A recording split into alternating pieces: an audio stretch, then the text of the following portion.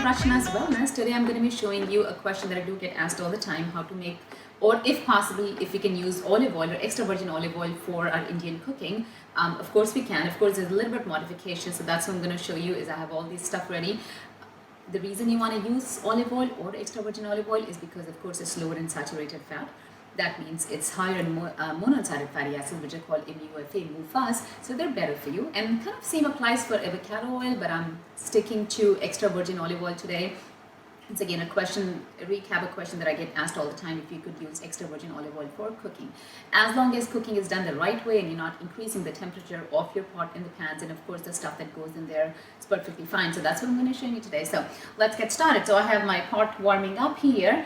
And let's get my lid off the way. In fact, you know what? I'm actually going to show you two things before we do that. Normally when people use oil, in fact, let me use this one.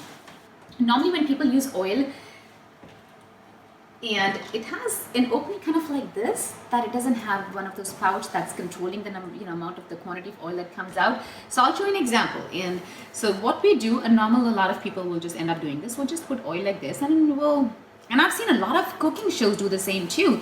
They just put oil and they mention they're putting a tablespoon of oil. If I look in the pot in the pan, I mean, it's way more than tablespoon, trust me. So that's what a lot of people will do, and it doesn't look too much. All it's doing is just coating, that's what it looks like. All it does is just coating right here. Now let me show you what it looks like. And okay, so I put this oil and I'm going to measure it for you and tell you how many calories you could end up saving if you don't use one of those containers. So the oil goes in there.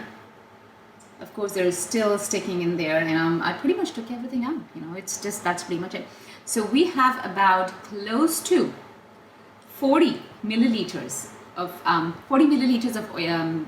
Again, that was extra virgin olive oil. 40 milliliters of extra virgin olive oil. That's close to maybe about 500, probably 500 to 550 calories approximately, based upon the quantity of oil. And I still have, a little bit remaining. So that's it. And you could end up saving these calories by not using one of those containers that has the oil that just comes out without, controlling how much you're putting out. I have enough oil here, so I'm just going to use that, but I'll show you the extra virgin olive oil also comes in a spray container. So this is a spray. I already have oil, but I'm just going to quickly show you. All you could just do is this. Again, there's a little bit from the remaining in there, but that's pretty much it that you would need, and you're perfectly fine. Extra virgin olive oil, again, the temperature has to be lower. Okay, let's get this off the way. Okay, so how do we make our typical Indian masala? So I'm going to add jeera, cumin seeds, that goes in there. Okay, and let's get the heat a little bit higher here. Okay, so my jeera goes in there, and of course get the jeera in there. It's going to, of course, take a while to come up. Again, it's lesser in oil. I know a lot of people are used to seeing a lot of oil in the pot, in the pan, but again, I'm trying to make it healthy. It does save a lot of calories, like I mentioned. That amount of oil that I saved was about good for 500 something calories. I'm saving that much, oil by not putting. Then, of course, I like to add garlic. Garlic, of course, has a lot of properties, and I like that sizzling sound of garlic that comes out. Feels amazing. Especially Indian cooking. I mean, how can you do Indian cooking without garlic and ginger and everything? And then I also have chopped ginger here. Okay, so that goes my ginger in there, and I'm going to saute it again. Like I said, heat has to be lower if you're making an extra virgin olive oil, and that's the only thing that you want to make sure. A little bit of salt helps, because what salt does, it kind of makes the things sweat in there. They leave a little bit of water, which means now the water is going to make it soggy, so you don't have to add a little bit extra oil or more extra oil. So I'll do that soon enough. So that's my ginger and garlic in there. Sauteing, I'll probably give it another quick stir. Heat is, like I said, it's lower. I'm at minimal right now. And then I'm going to add my onions right there. Okay, so there, that goes my onions, and of course we're gonna keep sauteing. I'm gonna turn the pot this side, and that's pretty much what it looks like. Like I said, salt definitely helps. I'm gonna go grab my salt, which was right there, and so that's it.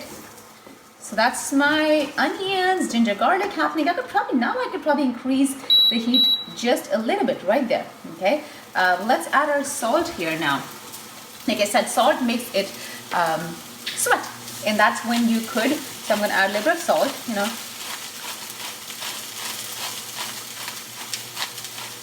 and I think that's pretty much it. You can add the remaining when you make the whole masala and the flavor and everything. You don't need to add a little bit, maybe quarter of a teaspoon for it to start sweating so that you don't have to add extra oil.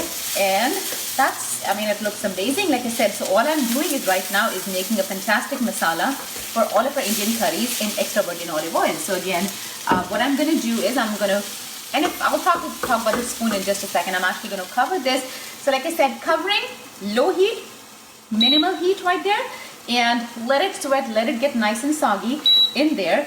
And one more thing I wanted to mention, if I'm using a wooden spoon. The reason I'm using a wooden spoon is the plastic spoons, of course, they have the non-stick coating, which of course when you start heating it up, many of the plastic spoons don't have the proper Teflon coating on them. So you want to make sure that you possibly could use a wooden spoon or a metal spoon, you know, fine if it's fine with a pot and pan, but please avoid using plastic spoons, especially the non-stick plastic spoons. They're not good for you because the plastic of that starts to melt and that does kind of go in the food. So avoid that.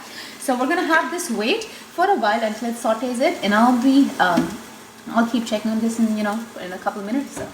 Okay, so I have it going up another about 5 minutes or so. I'm going to take it off, and the onions are getting nice and soft and tender. I'm going to put my tomatoes in there now.